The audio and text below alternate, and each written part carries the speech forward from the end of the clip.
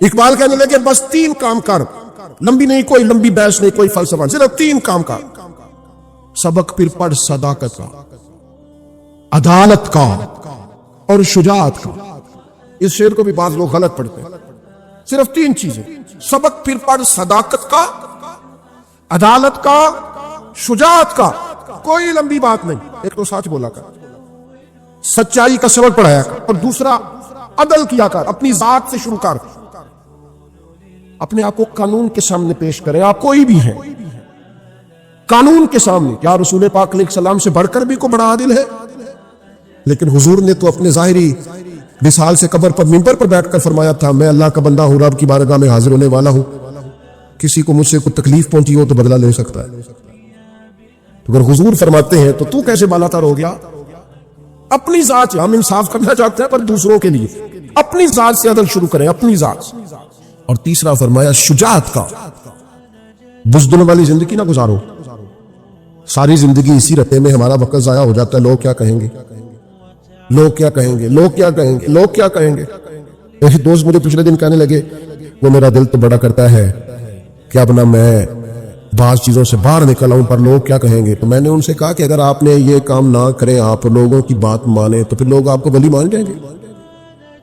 جو کام کسے بادشاہ جو بات بھی تھی ان کی، مطلب اگر آپ نہیں کرتے اور آپ وہی کرتے ہیں جو لوگوں کی رائے ہے، تو پھر ولی اللہ مانیں گے لوگ آپ کو؟ یہ آپ کہتے نہیں، پھر بھی نہیں مانیں گے۔ تو میں کہا پھر لوگوں کو چھاڑنا، رب رسول دی سوڑ، کیا بات کرتے ہیں آپ دلیر بنے، زندگی شجاعت والی۔ رسول پاک کا مزاج کیا تھا؟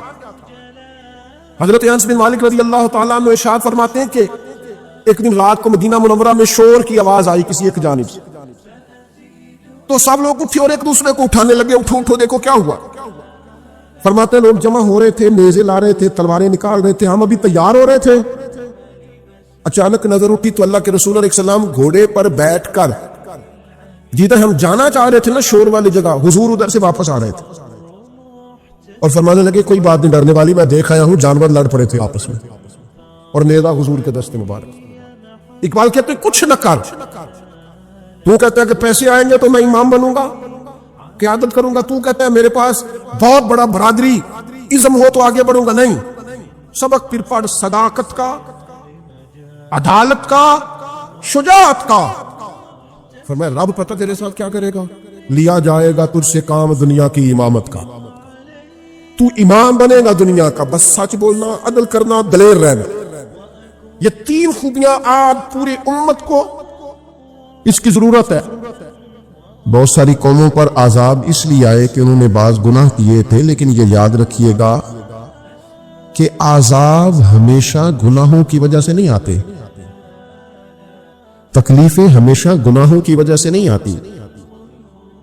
انسان دکھوں میں، مشکلات میں صرف اپنی غلطیوں کی وجہ سے نہیں الجھتا، بلکہ نبی پاک علیہ الصلوۃ والسلام نے فرمایا ہے اللہ تعالیٰ کسی بندے کو کوئی درجہ دینا چاہتا ہے، اس کے اعمال اس طرح کے نہیں ہوتے کہ اسے درجہ دیا جائے، اللہ اسے کسی مشکل میں ڈال کے اس کے درجے کو بلند فرما دیتا ہے۔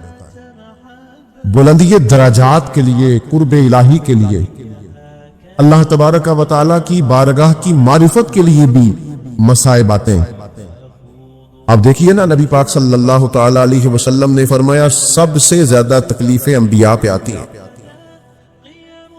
اور فرمایا میں اللہ کا محبوب ہوں، انبیاء کا سردار ہوں، میرے اوپر سب سے زیادہ تکلیفیں آئیں، آزمائشیں آ جاتی ہیں۔ رب فرماتا ہے وَلَنَبْلُوَنَّكُمْ بِشَيْءٍ مِّنَ الْخَوْفِ وَالْجُوعِ، ہم ضرور تمہیں آزمائیں گے، کچھ خوف کے ساتھ، کچھ بھوک کے ساتھ، وَنَقْصٍ مِّنَ الْأَمْوَالِ وَالْأَنفُسِ وَالثَّمَرَاتِ، ضرور تمہیں آزمائیں گے پھلوں کی اور جانوں کی کمی کے ساتھ۔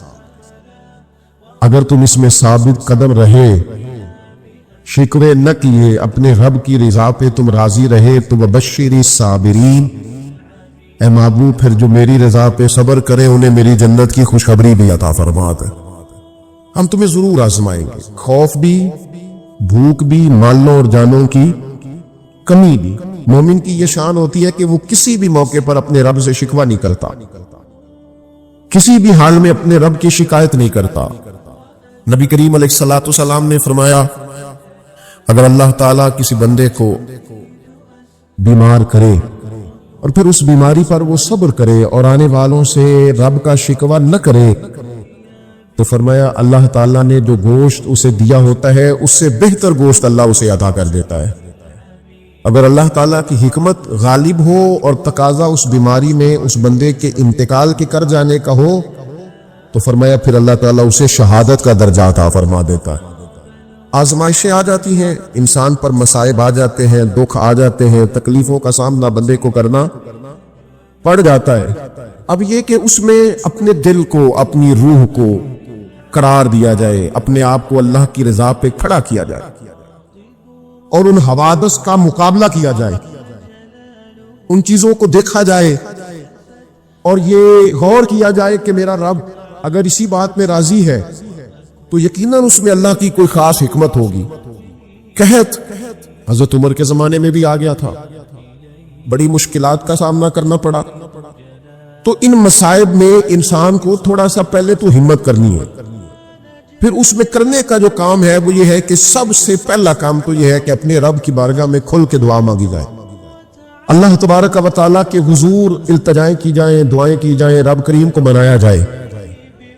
حضرت عمر فاروق رضی اللہ تعالیٰ عنہ کے زمانے میں جب قحط آیا تھا تو حضرت عمر نبی پاک علیہ السلام کے چچا کو حضرت عباس رضی اللہ تعالیٰ عنہ کو لے کے میدان میں نکلے تھے، اور کیا خوبصورت لفظ انہوں نے ترتیب دیے تھے۔ عرض کرتے تھے مالک پہلے ہم تیری بارگاہ میں محبوب پاک کو لے کے آیا کرتے تھے، آج محبوب نے ظاہری وصال کیا ہے تو تیرے محبوب کے چچا کو لے کے آئے، تو اے اللہ تو مہربانی فرما اپنے محبوب کے چچا کا صدقہ ہمیں بارش عطا فرما۔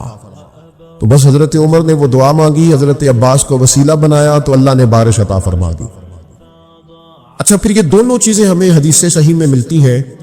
ایک نوجوان نے، ایک شخص نے آ کے حضور کی بارگاہ میں عرض کی یا رسول اللہ بارش نہیں ہوتی، دعا کر دیں، تو نبی پاک نے ہاتھ اٹھائے دعا کے لیے، اتنے ہاتھ بلند کیے کہ بغلوں کی سفیدی نظر آنے لگی۔ وہ کہتے ابھی محبوب کے دستے مبارک پوری طرح چہرے پر پھرے نہیں تھے کہ اللہ نے بارش عطا کر دی۔ پھر پورا ہفتہ بارش ہوتی رہی تو لوگوں کو اب بارش کی کثرت کی وجہ سے بعض مسائل بننے لگے، تو وہ پھر حاضر ہوئے، عرض کی یا رسول اللہ دعا فرما دیں، اب تو کچھ مشکلات بڑھنے لگی ہے۔ تو حضور نے پھر ہاتھ اٹھائے کہ اے اللہ اپنا فضل نصیب فرما، مہربانی فرما، کبھی بارش کی ضرورت ہوتی ہے اور کبھی بارشوں کا کثرت سے ہونا وہ تکلیف کا باعث ہو جاتا ہے بعض جگہوں پر۔ تو کہتے پھر حضور نے دعا فرمائی، ابھی چہرے پہ ہاتھ نہیں پھیرے تھے کہ مدینہ منورہ میں بارش ختم ہو گئی۔ تو سب سے پہلا اور ضروری کام ہمارا آج مزاج بن گیا ہے کہ ہم تبصرے کرتے ہیں، سیاست کرتے ہیں، اس پر بیٹھ کر اب ایک اور دور آ گیا ہے، ویڈیو بناتے ہیں، موبائل چلاتے ہیں، جو کہ بہت بڑا امتحان ہے ہمارے لیے کہ صرف 20 منٹ موبائل کو ہاتھ نہ لگائیں، بہت بڑا امتحان ہے۔ ہو سکتا ہے بہت سارے لوگ بڑی تکلیف میں آ جائیں کہ پورے 20 منٹ گزر گئے، اس پہ ویڈیو بنائیں گے، اس پہ کمنٹس کریں گے، اس پہ یہ کام ہم کرتے ہیں۔ حالانکہ اگر کوئی ایسی مشکل آ جائے تو شریعت نے ہمیں یہ سبق دیا ہے کہ پہلے دعا، پہلے اللہ کی بارگاہ میں حاضری۔ اکبر الہ آبادی نے کہا تھا کہ مصیبت میں بھی اب یاد خدا ہم کو نہیں آتی، دعا منہ سے نہ نکلی، جیبوں سے عرضیہ ہی نکلی۔ ہم محکموں میں درخواستیں دیتے ہیں لیکن دعا کی طرف بڑھتے، بڑا خوبصورت کام ہے۔ سب سے پہلے تو یہ کریں کہ وہ جو ہمارے بھائی تکلیف میں ہیں، مجبوری میں ہیں، ان کے لیے اپنے رب کی بارگاہ میں عرض کریں کہ مالک، قدرتوں کا مالک تو تو ہے، ہر چیز تو تیرے دستے کرم میں ہے، اور تو کریم اتنا ہے کہ بندوں پہ تو غضب نہیں زیادہ فرماتا، رحمت ہی زیادہ فرماتا ہے، اور تیری رحمت تیرے غضب پر غلبہ رکھتی ہے، اس لیے مالک تو کرم فرما، اور یہ جو لوگ ہیں تو انہیں اپنے فضل سے ہی آسانی عطا فرما تاکہ اس مشکل سے نکل آئیں۔ جن دنوں قحط آیا تھا نا مکہ مکرمہ مدینہ طیبہ میں حضرت عمر کے زمانے میں، تو حضرت عمر فاروق فرماتے ہیں میں نے بغیر گھی کے کبھی کھانا نہیں کھایا تھا، لیکن میں نے قسم اٹھا لی تھی کہ جب تک سب لوگوں کو راشن کھانا میسر نہیں آتا میں بھی گھی نہیں کھاؤں گا۔ یہ جو اضافی اخراجات ہیں، ایڈوانس گاڑیاں بک کرانا، نئے ماڈل کے موبائل خریدنا، یہ جو ہمارے صرف ناز نخرے ہیں، صرف ان کو تھوڑا سا کلوز کر لو۔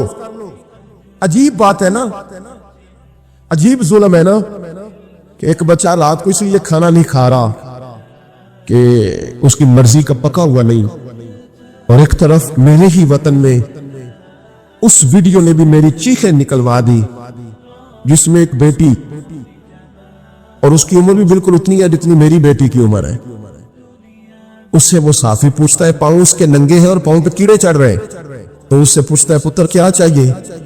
وہ کہتی ہے صرف روٹی کھانی ہے، کوئی مطالبہ نہیں، کوئی مطالبہ نہیں، روٹی دا دو کھانا پوچھو، یہ روٹی بندہ کھا جا دیجیے، روٹی بندہ کھا جاتی۔ اللہ کریم نے فرمایا وَتَعَاوَنُوا عَلَى الْبِرِّ وَالتَّقْوَىٰ، جب تقوی اور پرہیزگاری کا معاملہ ہو تو ایک دوسرے کے ساتھ تعاون کرو، ایک دوسرے کے ساتھ تعاون کرو، ایک دوسرے کا آگے بڑھ کے بازو تھامو، خیر کے کاموں میں ایک دوسرے کی مدد کرو، آگے نکلو۔ ہو جاتا ہے کبھی کبھی ایسا کہ ایک بھائی کے پاس بہت زیادہ مال ہوتا ہے، دوسرے کے پاس کم ہوتا ہے، اور نبی پاک صلی اللہ تعالی علیہ وسلم نے ارشاد فرمایا کہ یاد رکھنا اللہ تبارک و تعالی اتنی دیر تک تمہاری مدد کرتا ہے جب تک تم اپنے بھائی کی مدد کرتے رہتے ہو، اللہ تمہارا مددگار رہتا ہے۔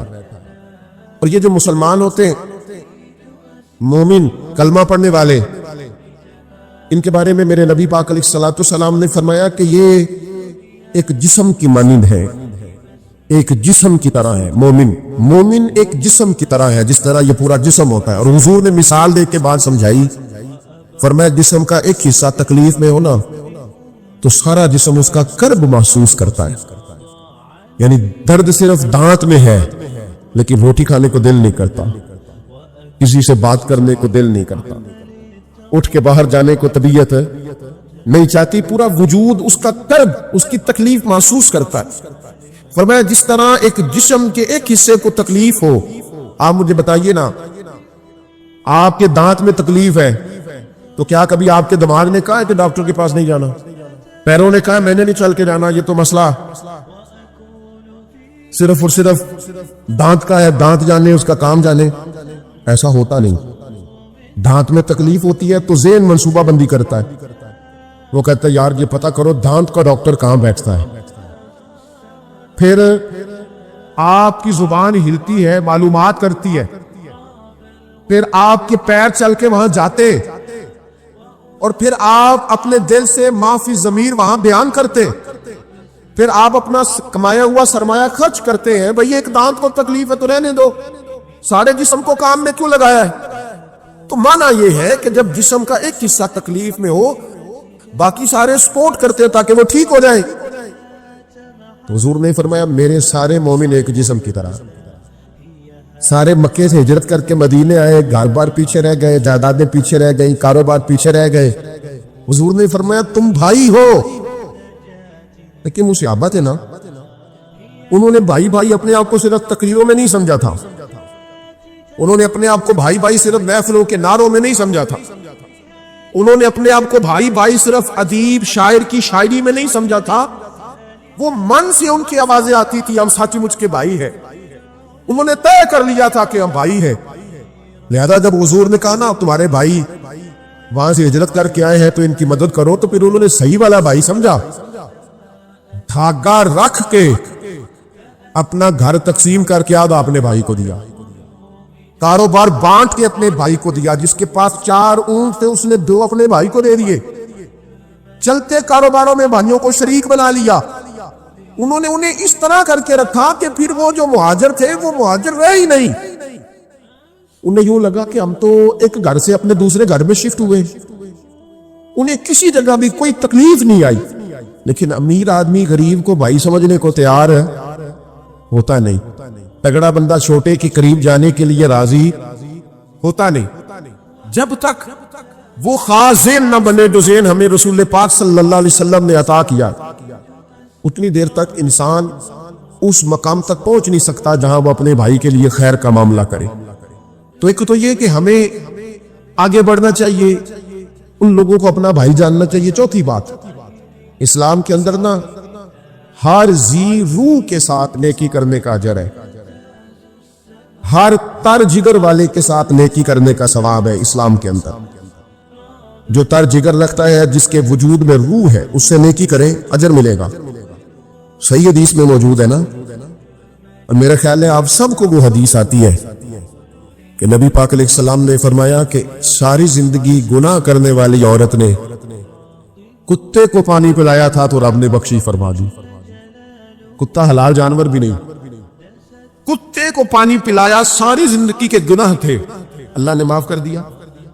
کوئی بھی تر جگر والا ہو، آپ مجھے بتائیے ایک کتے کو پانی پلانے سے رب معاف کرتا ہے، تو اگر کوئی کسی انسان کی خدمت کرے، اور نیرا انسان نہیں مسلمان، اور نیرا مسلمان نہیں مدینے والے کا غلام، رسول اللہ کا کلمہ پڑھنے والا، اس کے ساتھ نیکی کرنے سے اللہ کتنا اجر عطا فرمائے گا۔ تو عزیز بھائی، مخلوق خدا سے جب لوگ پیار کرتے ہیں، جب لوگ محبت کرتے ہیں، اور جب ہمارے دل نرم، ہمیں نا مادہ پرست بنایا گیا ہے کچھ عرصے سے، ہمارا ذہن بنا دیا ہے، اور یہ ڈھیر سارے لوگ ہیں جو تقسیم کرتے ہیں ذہنوں کو، ڈھیر سارے لوگ، اس میں بعض مذہبی لوگ بھی شامل ہیں اللہ ماشاءاللہ، جو ذہن تقسیم کرتے ہیں، چھوٹی چھوٹی اپنے لالچ کے لیے لوگوں کو ایک دوسرے سے دور کرتے ہیں۔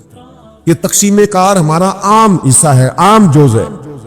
یاد رکھنا، جب قومیں مادہ پرست ہو جاتی ہیں نا، جب وہ ہر چیز کو پیسے میں تولتی ہے اور پہلے اپنا نفع دیکھتی ہے، پھر وہ معاشرہ انسانوں کا معاشرہ نہیں رہتا، وہ تاجروں کا معاشرہ ہوتا ہے۔ وہاں ہر چیز سیل ہوتی ہے، بیچی جاتی ہے۔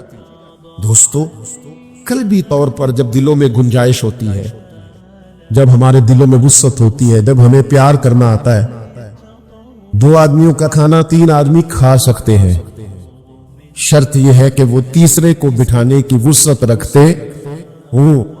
یہ اللہ تعالیٰ نے نیکیاں کرنے والوں کی حوصلہ افزائی فرمائی ہے کہ اگر تم نیکی کرو گے، اگر تم جذبہ دکھاؤ گے، اگر تم خیر میں آگے بڑھو گے، تو پھر یاد رکھنا تمہاری قدر بھی کی جائے گی، پھر تمہارا اعزاز بھی ہوگا، پھر تمہارے لیے اضافی نمبر بھی ہوں گے، تمہاری قدر و منزلت پھر انفرادی ہوگی۔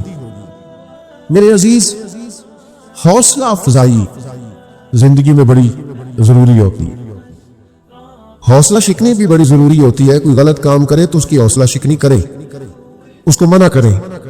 وہ شخص اچھا بھلا ہے اور جان بوجھ کر بھیک مانگتا ہے تو اسے بالکل نہ دے، اس کی حوصلہ شکنی کرے، تاکہ اسے کام کاج کی عادت پڑے۔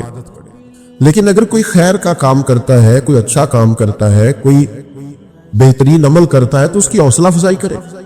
جیسے اللہ نے جگہ جگہ قرآن مجید میں ایمان والوں کی حوصلہ افزائی فرمائی ہے۔ ہم دونوں معاملات کے اندر کمزور ہوتے جا رہے ہیں، حوصلہ شکنی بھی نہیں کرتے، بزدل ہوتے ہیں، کیونکہ حوصلہ شکنی کرنے والوں کو لوگ برا کہتے ہیں، حوصلہ افزائی بھی نہیں کرتے کیونکہ کنجوس ہوتے ہیں، الا ماشاءاللہ۔ حوصلہ شکنی کریں، پتہ چلے آپ طاقتور ہیں، بزدل نہیں ہے۔ حوصلہ افزائی کریں، پتہ چلے کہ آپ سخی ہیں، کنجوس نہیں ہے۔ یہ جو حوصلہ افزائی ہے نا، یہ نکمے آدمی کو بھی کام کا بنا دیتی ہے۔ اس کو بار بار کہنا تو بڑا باصلاحیت ہے، تو نے کر جانا، لیکن حوصلہ شکنی، بچہ فیل ہو گیا، یہ ابھی گزشتہ دنوں رزلٹ آیا میٹرک کا، تو وہ اس نے چھلانگ لگا دی پانی میں اور خودکشی کر لی۔ تو جب لوگوں نے تھوڑی ریسرچ کی، تحقیق کی، تو پتا چلا کہ گھر کا ماحول بڑا گھٹن والا ہے، وہ اس گھر کا رہنے والا ہے جہاں کہا جاتا ہے کہ تسی نہیں کدی کامیاب ہو سکتے۔ مینوں پہلے ہی پتا سی، میں پہلے سے جانتا تھا تیرا یہی حال ہونا۔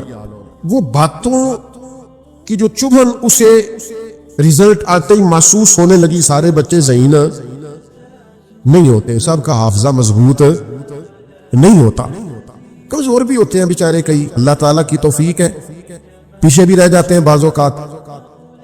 تو اس بچے نے بیچارے نے اس بات سے ڈر کے کہ اب تو مجھے بڑی باتیں ہوں گی، اور کچھ والدین ایسے ہوتے ہیں وہ تقریر پھر شروع کرتے ہیں تو اللہ ماشاءاللہ ختم ہی نہیں ہوتی، وہ کہتے ہیں میں تو تیری وجہ سے پورے خاندان میں منہ دکھانے قابل نہیں رہا، دوست پوچھیں گے تو کیا کہوں گا، فلاں کا بچہ کہاں پہنچ گیا۔ اس کو کمپیریزن کر کے، تقابل کر کے مختلف لوگوں سے احساس کمتری کا شکار کر دینا، اس بچے نے بیچارے نے چھلانگ لگا دی۔ حوصلہ افزائی کریں، حوصلہ افزائی کی ہر ایک کو ضرورت ہوتی ہے، بچے کی بھی ضرورت ہوتی ہے اور جوان کو بھی ضرورت ہوتی، بوڑھے کو بھی ضرورت ہوتی. ہاں، حوصلہ افزائی کی ان پڑھ کو بھی ضرورت ہوتی ہے اور پڑھے لکھے کو بھی ضرورت ہوتی ہے. حوصلہ افزائی کی ان لوگوں کو بھی ضرورت ہوتی ہے جو کارکن ہوتے ہیں، اور ان کو بھی ضرورت ہوتی ہے جو قائد ہوتے ہیں. حوصلہ افزائی کریں. یہ ذرا قرآن مجید کا انداز دیکھیں نا، اللہ تعالیٰ نے حوصلہ افزائی کی اہل ایمان کی. ان الذین آمنوا وعملوا الصالحات اولئک ھم خیر البریہ. فرمایا جو ایمان لا کر اچھے عمل کرے یہی تو ساری مخلوق سے افضل ہے. ان الذین آمنوا وعملوا الصالحات لہم اجر غیر ممنون. فرمایا جو ایمان لا کے اچھے عمل کرے گا میں تمہیں ایسا اجر دوں گا، ایسا اجر دوں گا، ایسا اجر دوں گا جو کبھی ختم ہی نہیں ہوگا. لہم اجر غیر ممنون. اور یہ سورہ بطین میں بھی ہے، لہم اجر غیر ممنون، ایسا اجر دوں گا جو کبھی ختم ہو. تو یا اللہ سارا قیامت میں ملے گا. فرمایا نہیں، ان الذین آمنوا وعملوا الصالحات سیجعل لهم الرحمن ودا. جو ایمان لانے کے بعد اچھے عمل کرے گا نا، رحمان لوگوں کے دلوں میں اس کی محبت پیدا فرما دے. کیسی کیسی حوصلہ افزائی قرآن نے کی، کس طرح سے اللہ تعالیٰ نے اپنے بندوں کی توجہ دلائی، کس طرح مالک کریم نے نوازا. قل یا عبادی الذین اسرفوا علی انفسہم لا تقنطوا من رحمت اللہ. محبوب میرے ان بندوں سے کہہ دو جنہوں نے اپنی جانوں پہ ظلم کیا ہے، جن سے گناہ ہو گیا ہے، غلطیاں ہو گئی ہیں، ان سے کہہ دو لا تقنطوا من رحمت اللہ، اپنے رب کی رحمت سے مایوس نہ ہو. یا اللہ تو کیا دے گا؟ فرمایا ان اللہ یغفر الذنوب جمیعا. اللہ ان کے سارے گناہ معاف فرما دے گا. ان سے کہو اپنے رب سے کی رحمت سے مایوس. کیسی کیسی تسلیاں ہیں، کیسا کیسا کمال ہے، کیسا انداز ہے کریمانہ.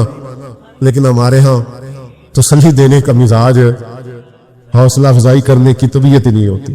ہمارا خیال ہی نہیں ہوتا، ہم اس طرف غور ہی نہیں کرتے کہ سبکی دینا کتنا کوئی کمال کام ہے، حوصلہ افزائی کرنا کتنا کوئی بڑا کام ہے. صرف کالج یونیورسٹی میں ہی نہیں، دینی مدرسوں میں بھی حوصلہ شکنی کی جاتی. طالب علم سے غلطیاں ہوتی ہیں، طلباء سے کمزوریاں رہ جاتی ہیں. اس کا مطلب یہ نہیں ہوتا کہ اس کی جگہ جگہ انسلٹ کی جائے. کوئی بڑی عمر میں آ کے مدرسے داخل ہو گیا تو اس کو کہتے ہیں اپنی عمر دیکھ اور کام دیکھ. آپ کیا بات کرتے ہیں؟ کون سی ایسی عمر ہے جس میں انسان فرشتہ ہو جاتا ہے؟ عجیب انفرادیت ہے لوگوں کی اور عجیب رنگ ہے بات کرنے کا. حوصلہ شکنی نہ کریں، مسائل آ جاتے ہیں. کسی گناہگار سے گناہگار شخص کی بھی حوصلہ شکنی منع. حضرت ابو ہریرہ رضی اللہ تعالیٰ عنہ نے خاتون کو جب کہہ دیا تھا کہ تمہاری توبہ قبول نہیں ہوگی تو اللہ کے رسول ناراض ہو گئے. حضور نے فرمایا تمہیں کس نے اجازت دیا ایسی بات کرنے؟ تو جناب ابو ہریرہ پھر ڈھونڈ کے لائے اور آپ نے ان سے معذرت بھی کی. تو حوصلہ افزائی کریں. آپ کو پتہ ہے بچہ جب چھوٹا ہوتا ہے اور وہ چلنا سیکھ رہا ہوتا ہے، چلنا، تو کس طرح اس کی حوصلہ افزائی کرتی ہے اس کی ماں، اس کا باپ، اس کا دادا دادی، نانا نا بیٹا آؤ نا، آجو آجو میرا بیٹا. وہ گر جاتا ہے پھر اس کو اٹھایا جاتا ہے. اب اگر اس کی حوصلہ شکنی کر دی جائے اس عمر میں کہ تو کبھی بھی چل نہیں سکتا، تو مجھے بتائیے وہ چلنا جلدی سیکھ لے گا؟ تو حوصلہ افزائی کرے، دوسروں کو تسلی دے، ان کے معاملات کے اندر بہتری لانے کی کوشش کریں. ہم 1 منٹ لگاتے ہیں اور حوصلہ شکنی کرتے ہیں، اس کے نتائج ٹھیک نہیں نکلتے، معاشرے کے اندر مایوسی پھیلتی. اور جس سوسائٹی میں ہم رہتے ہیں اس میں تلخ مزاج لوگ، تنگ نظر لوگ، الجھے ہوئے لوگ، پریشان حال اور پریشان خیال لوگ، تو اس کا نتیجہ جو ہے وہ بعض اوقات بڑا سخت برآمد ہوتا ہے. میں جو مضمون آپ کو سمجھانا چاہ رہا ہوں کتاب و سنت کی وساطت سے وہ یہ ہے کہ کوشش کریں اچھائی کا ذکر کرنے کا. حوصلہ بیجا تعریف نہ کریں، خوشامد نہ کریں، وہ منع، لیکن حوصلہ افزائی کریں. آپ دوسروں کی تائید کریں خیر کے کاموں میں. آپ محسوس کریں گے کہ خوشبو پھیلنے لگی، آسانی ہونے لگی، ٹھنڈک ملنے لگی. 2 حدیثیں سنے دونوں، امام تبرانی نے روایت کی ہے، اللہ کے پیارے رسول صلی اللہ تعالی علیہ وسلم نے فرمایا، فرائض کی ادائیگی کے بعد سب سے افضل عمل کسی مسلمان کے دل میں خوشی داخل کرنا۔ خدا کے بندے تو ہیں ہزاروں اور بنوں میں پھرتے ہیں مارے مارے، پر میں اس کا بندہ بنوں گا جس کو خدا کے بندوں سے پیار۔ سب سے افضل عمل فرائض کے بعد کسی مومن کے دل میں خوشی داخل کرنا۔ اور نبی پاک صلی اللہ تعالی علیہ وسلم نے دوسرے مقام پر ارشاد فرمایا، جنت کو واجب کر دینے والی چیزوں میں سے، یعنی جو جنت کو ضروری کر دے کسی کے لیے، یہ بھی امام طبرانی روایت لائے، فرمایا جنت کو واجب کر دینے والی چیزوں میں سے سب سے بڑی چیز مومن کے دل میں خوشی داخل کرنا۔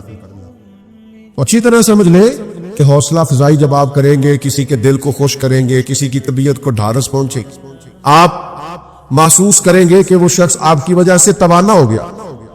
اللہ کے رسول صلی اللہ تعالی علیہ وسلم نا ہمیشہ حوصلہ افزائی کرتے۔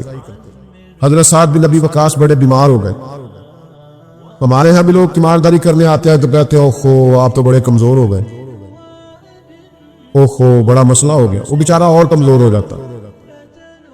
سرکار تشریف لائے تو حضرت سعد بن ابی وقاص رضی اللہ تعالیٰ عنہ عرض گزار ہوئے، یا رسول اللہ صلی اللہ تعالی علیہ وسلم، مجھے لگتا ہے اس بیماری سے بچوں گا نہیں، میری ایک ہی بیٹی ہے، میں وصیت کرنا چاہتا ہوں اپنے مال کی۔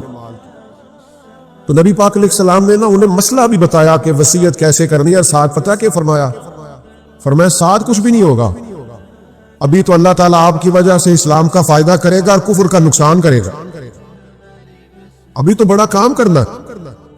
حضرت سعد بن ابی وقاص کہتے ہیں ان لفظوں میں کیا طاقت تھی، ظہر کے وقت بات ہوئی، عصر کی نماز میں نے جماعت کے ساتھ پڑھی۔ حوصلہ افزائی کرنا، لوگوں کو تسلی دینا، لوگوں کو تھبکی دینا۔ حضرت محدث اعظم پاکستان ابو الفضل مولانا سردار احمد صاحب رحمۃ اللہ علیہ پہلے سال کے طالب علم کو جو بھی دارابا یادرب کی گردانے پڑھ رہا ہوتا تھا، دارابا کر رہا ہوتا، پہلے سال کا بچہ، اس کو بھی مولانا صاحب کہہ کے پکارتے، مولانا کہاں جا رہے، مولانا کہاں سے آ رہے۔ تو ایک توانائی اس کے اندر دوڑتی تھی، وہ سمجھنے لگتا تھا کہ میں اب دین کا طالب علم۔ حوصلہ شکنی نہیں۔ آپ دیکھیے حضور کسی کی تعریف کرے سبحان اللہ، تو اس کا سادہ سا مطلب یہ ہے کہ اللہ کے رسول حوصلہ افزائی فرما اور حضور مہربانی کر رہے۔ نبی پاک علیہ السلام نے فرمایا یہ جو معاذ ابن جبل ہے نا، حلال حرام کے مسائل جاننے والا ان سے زیادہ میری امت میں دوسرا کوئی نہیں۔ سیدنا معاذ ابن جبل کی حضور نے ان لفظوں میں تعریف کی۔ حضرت عبداللہ ابن عمر کی نبی پاک علیہ السلام نے حوصلہ افزائی فرمائی۔ فرمایا عبداللہ ابن عمر نے ایک آدمی ہے، کاش رات کو اٹھ کے تہجد کی نماز بھی پڑھا کرے، بندہ اچھا ہے، نیک ہے، لیکن چاہیے کہ تہجد کی اٹھ کے نماز بھی پڑھا۔ فرماتے ہیں بس میرے کانوں سے بات ٹکرائی، پھر عمر بار میں نے تہجد نہیں چھوڑی۔ حضرت ابو عبیدہ بن جراح کو نبی پاک نے فرمایا یہ میری امت کے امین ہے، قربان جائیں۔ حد ہو گئی حوصلہ افزائی کرنے کی۔ حضرت سعد بن ابی وقاص فرماتے ہیں جب میں احد کے دن تلوار چلا رہا تھا اور تیر چلا رہا تھا تو حضور فرمانے لگے چلا تیر، میرے ماں باپ تیرے اوپر قربان ہو۔ کیا حد ہے حوصلہ افزائی، یعنی بات کہاں تک چلی گئی۔ حضور فرمانے لگے چلا تیر، میرے ماں باپ تیرے اوپر قربان۔ کمال ہو گئی، نرخ بازار محبت کا انوکھا ہو گیا۔ دیکھو خود خریداروں میں شامل آ کے مولا ہو گیا۔ نبی پاک صلی اللہ تعالی علیہ وسلم نے فرمایا چلائیے تیر، آپ پر میرے ماں باپ قربان ہو۔ تو حوصلہ افزائی، حوصلہ افزائی، آپ کے ذہن میں یہ بات ہونی چاہیے کہ حوصلہ افزائی کتنی بڑی نعمت، کتنی بڑی دولت۔ اس سے انسان ذہنی طور پر خوراک لیتے۔ آپ میدان میں نکلیں، آپ جدوجہد کریں، آپ حوصلہ دیں، ایک دوسرے کا بازو تھامیں۔ حضور کے مقدس پسینے سے خوشبو مہکا کرتی اور گلیاں اور بازار اس سے مہک اٹھتے. حضرت عتبہ رضی اللہ تعالیٰ عنہ صحابی ہے, 4 بیویاں تھیں. وہ کہتی ہیں کہ ہم ایک سے ایک بڑھ کے خوشبو استعمال کرتی تھی, لیکن سمجھ نہیں آتی تھی کہ ہمارے شوہر کون سی خوشبو لگاتے ہیں. ہم باوجود کوشش کے, باوجود ہمت کے اور باوجود تجسس کے وہ خوشبو نہیں پاتی. تو ایک دن ہم چاروں نے فیصلہ کیا کہ ان سے پوچھ ہی نہ لیں وہ کون سی خوشبو لگاتے ہیں. تو ہم نے پوچھا کہ بتائیے, تو کہنے لگے میں نے تو کبھی لگائی نہیں. تو ہم نے کہا بھئی آپ ایسے ہی تو دعویٰ نہ کیجئے, ہم نے پوری جدوجہد کر لی, اور پھر عورتوں کا چیزوں کو تلاش کرنا یہ تھوڑا انفرادی بھی ہوتا ہے, ہمیں وہ رنگ نہیں ملا خوشبو کا, وہ انداز جو آپ کا ہے. تو فرمانے لگی اصل بات یہ ہے کہ میرے کمر پر کچھ تکلیف ہو گئی تھی, کچھ ایسی چیزیں ابھر آئی تھی جو تکلیف کا باعث تھی, تو میں پھر حاضر ہوا رسول پاک کی بارگاہ میں.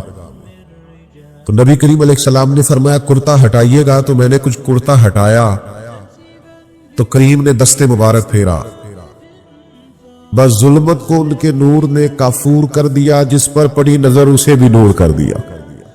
تو محمد صلی اللہ تعالی علیہ وسلم اللہ کے رسول ہیں, اس پر اتنے دلائل ہیں, یہ اتنا آفتاب سے روشن مسئلہ کہ یعنی آپ شمار کرتے جائیں, آپ گنتے جائیں, آپ سیرت کو پڑھتے جائیں, آپ فضائل کو پڑھتے جائیں, کمالات کو پڑھتے جائیں, تو مرحوم اعظم چشتی کا ایک جملہ اتنا فٹ آتا ہے کہ یہ سارا مضمون اس میں سمٹ جاتا ہے. وہ کہتے ہیں تیری حیات پاک کا ہر لمحہ پیغمبر لگے, یعنی لمحہ لمحہ بتاتا ہے کہ آپ اللہ کے سچے رسول ہیں. ایک ایک گزرنے والی گھڑی بتاتی ہے کہ آپ اللہ کے سچے رسول ہیں. حضور کا مسکرانا بھی بتاتا ہے کہ سچے رسول ہیں. نبی پاک علیہ السلام کا دیکھنا بھی بتاتا ہے کہ حضور اللہ کے سچے رسول ہے. حضور تو کسی پر جلال بھی کر دینا تو بھی پتہ چلتا ہے اللہ کے سچے رسول ہیں. یعنی حضور علیہ السلام کھانا تناول فرمائیں یا آرام فرمائیں, آپ ذرا یہ انوکھا پن ملاحظہ فرمائیے گا, یہ انداز ذرا دیکھیے گا کہ ایک صحابی نے آ کے عرض کی یا رسول اللہ صلی اللہ تعالی علیہ وسلم میری بیٹی کی شادی ہے تو خوشبو کی بڑی ضرورت ہے, تو مہربانی فرمائے کرم نوازی کریں. عرب شریف کے اندر خوشبو بڑی مہنگی ہوتی تھی, آج بھی وہاں خوشبو بڑی مہنگی ہے اور خوشبو کا استعمال بھی بہت زیادہ ہے. تو اس صحابی نے آ کے عرض کی یا رسول اللہ صلی اللہ تعالی علیہ وسلم خوشبو مل جائے, میری بیٹی کی شادی ہے. تو حضور علیہ السلام نے فرمایا ایک لکڑی لے آؤ اور ایک بوتل ایک شیشی لے آؤ. وہ لے کے آئے تو محبوب نے نا لکڑی کے ساتھ اپنا پسینہ تیری حیات پاک کا ہر لمحہ پیغمبر لگے, حضور نے وہ پسینہ مبارک اتار کے اس شیشی میں ڈال دیا. فرمایا جا جا کے استعمال کر, اللہ تبارک و تعالی بہترین خوشبو عطا کرے گا.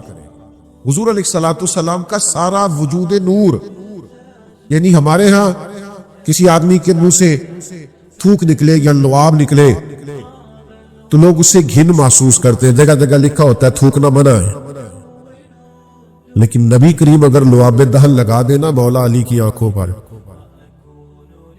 تو شیر خدا فرماتے ہیں مجھے پہلے سے بھی زیادہ بہترین نظر آنا شروع ہو جاتا ہے.